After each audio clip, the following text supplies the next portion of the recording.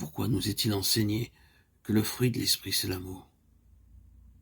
Parce que l'Esprit de Dieu est venu pour faire de notre vie de tous les jours une manifestation de sa puissance divine et une révélation de ce que Dieu peut faire pour ses enfants. Pensez à l'Église en général, que de divisions. Pensez aux différentes formes de culte. Prenez la question de la sanctification, ou la question du sang qui purifie, ou la question du baptême du Saint-Esprit. Que de différences sont causées par ces questions parmi de chers enfants de Dieu. Qu'il puisse y avoir des différences d'opinion ne me trouble pas. Nous n'avons pas tous le même tempérament, ni la même tournure d'esprit, ni la même façon d'envisager les choses. Mais combien souvent la haine, l'amertume, le mépris, les séparations, l'animosité sont causées par les plus saintes vérités de la parole de Dieu.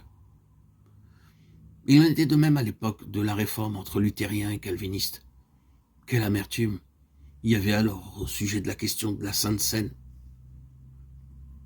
Alors que la Sainte Seine nous a été donnée pour être un lien entre les croyants. Et ainsi, au cours des siècles, les vérités divines les plus précieuses sont devenues des montagnes qui nous ont séparés. Si nous désirons aujourd'hui prier avec puissance, si nous voulons réellement que Dieu nous envoie le Saint-Esprit comme un flot, il faut qu'aujourd'hui nous traitions alliance avec lui, que nous lui promettions de nous aimer les uns les autres d'un amour surnaturel. Êtes-vous prêt à le faire? L'amour véritable est seul assez grand pour englober tous les enfants de Dieu. Les moins aimables, les moins aimants, les indignes, les insupportables, ceux qui sont éprouvants. Si notre vœu de consécration complète à Dieu est véritable, il signifie que je me livre complètement à l'amour divin pour qu'il me remplisse, pour être un serviteur de l'amour, pour aimer chacun des enfants de Dieu qui m'entourent. Le fruit de l'esprit, c'est l'amour. L'amour est la seule puissance par laquelle les chrétiens peuvent vraiment travailler pour le Seigneur. Oui, frères et sœurs, bien-aimés en Christ, c'est cela qu'il nous faut. Nous avons besoin non seulement d'un amour qui nous unisse les uns aux autres, mais nous avons besoin de l'amour divin pour accomplir notre travail parmi les perdus qui nous entourent.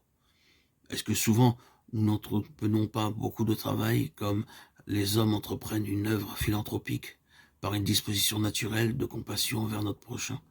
Est-ce que nous n'entreprenons pas souvent un travail pour Christ parce que notre pasteur ou un ami chrétien nous y a appelés? Et ne faisons-nous pas souvent l'œuvre de Dieu avec un certain zèle, un certain empressement, une motivation sans limite, mais sans avoir reçu le baptême d'amour?